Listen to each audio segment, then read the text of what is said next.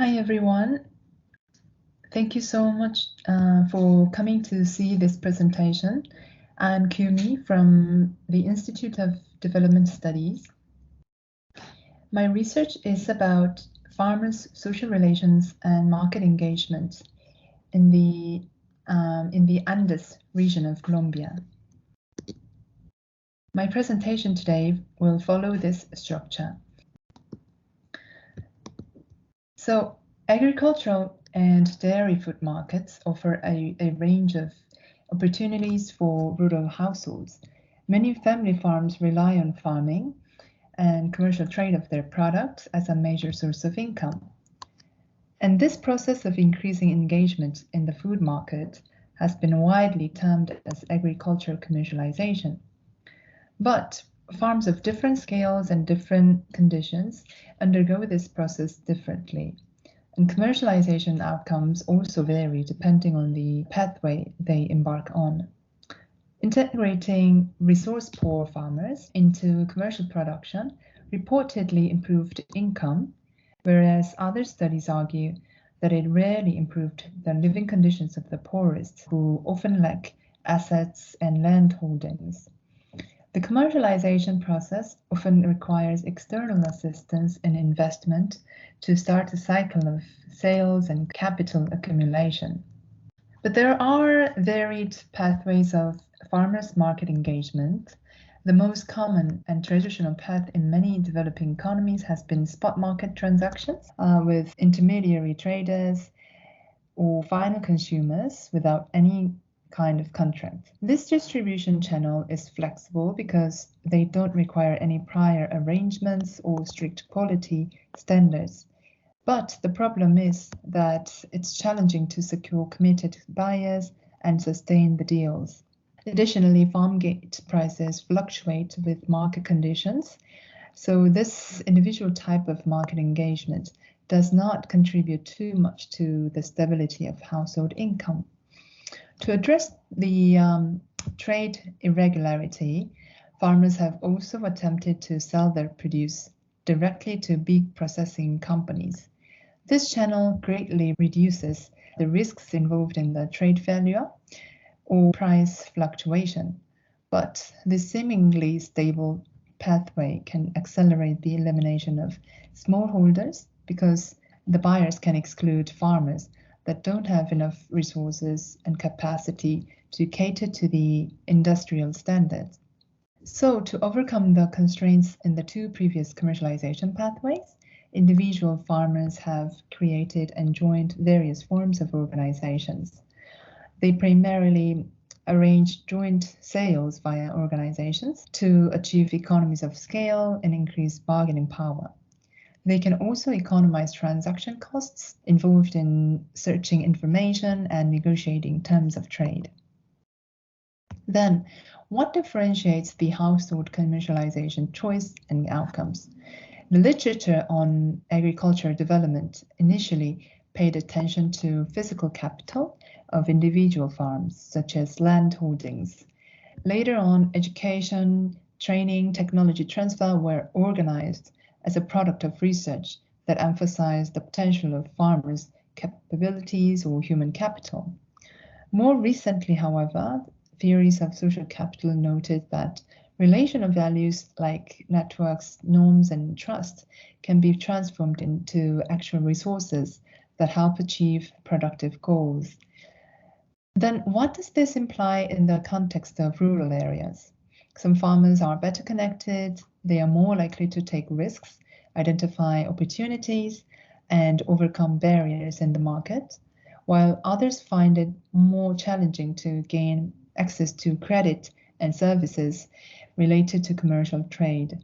So this research builds on empirical findings on social capital that influenced household behaviors in the market, income, and well-being. Theories also suggested a classification of social capital into two types, bonding and bridging social capital, depending on the type of relationships that generate it. So in closed networks where members know each other very well and interact frequently and repeatedly, people can form strong bonds and connections and ties. I termed this type of relationships as everyday relationships, and this includes farmers' interactions with friends and neighbors, peer farmers, group members, and villagers. On the other hand, through open networks, people can freely interact with others that have different sources of information, different types of resources, interests, and capacities. This includes relationships with local governments, research and training institutions, and firms and trade partners in this research context. And I term this type of relationships as institutional relationships. So this research aims to understand ways of strengthening farmers' market engagement and reducing poverty to enrich rural livelihoods. To achieve this objective, I pose an overarching question that is, in what ways and to what extent do farmers' everyday and institutional relationships shape the market engagement and their livelihoods? To implement this research, I selected 2 neighboring municipalities in the department of Cundinamarca that surrounds the capital city of Bogota in Colombia. This department is a renowned milk production area located in the Andes mountain ranges. Dairy production has been the most predominant and popular economic activity in this region. I opted for a mixed methods case study design.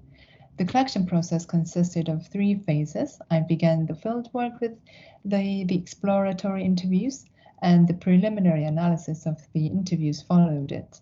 And based on the initial analysis, I constructed the survey instrument that was used in the final inferential stage.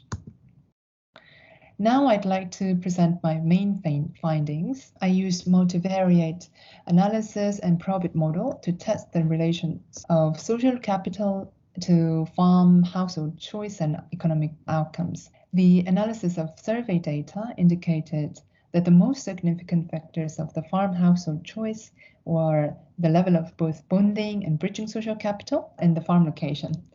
The regression model also included a set of farm assets and capital, such as land area, livestock, water quality, road conditions, and family labor, as were established in literature and my theoretical framework. The farm household which retained bonding social capital were more likely to choose the collective commercialization pathway through dairy groups over the individual path. Bridging social capital also showed a similar pattern, so the household with bridging social capital were more likely to choose the collective pathway as well. Now, slightly different from the factors that shaped the farm household choice, their economic conditions were significantly related to bonding social capital, but less to bridging social capital. The value of livestock and the location of farm, again, also affected household economic conditions, which is household income in this research. The farm household with bonding social capital earned more and showed a low probability of living in poverty. Meantime, bridging social capital did not critically differentiate household income nor poverty status. So why bonding social capital matters? Through the same mechanisms of social capital influencing the household choice, the everyday relationships enabled changes in daily practices and income of farm household. Farmers engaged in the everyday relationships easily exchanged their views and evaluated the applicability of adopting innovative ideas and skills into their lives. They also shared risks and costs involved in adopting innovation, such as the collective sales to processors or direct sales to consumers.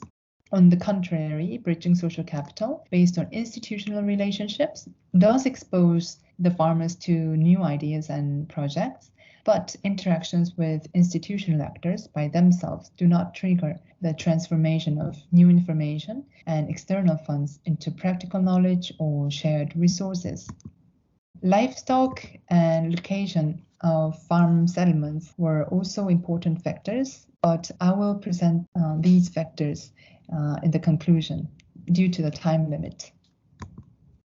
So, conclusions. To sum up, this research attempted to add new insights to social capital theory by highlighting the significance of bonding social capital in the closure of networks as resources that can improve family farms' livelihood activities and outcomes. And I did it through a mixed method designed to understand both the quality and structure of relational values. High bonding and bridging social capital were both associated with a collective market engagement, and remote farm location also led the farm to opt for the same path. However, slightly different from the predictors of the farm choice, household economic conditions were critically linked to bonding social capital, livestock, and farm location. There was also a link between bonding social capital and household economic security.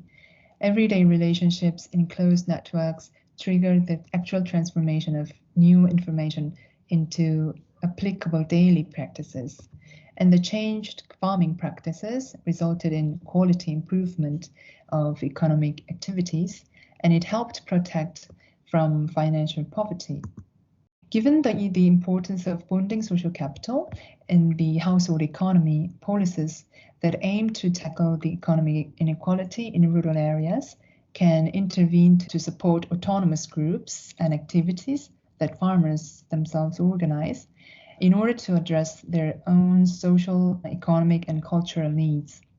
Then finally, I would like to pose a question that I would like to discuss in our panel discussion, which is how can policy and rural communities each support the farmers' everyday relationships and retain bonding social capital for the poor?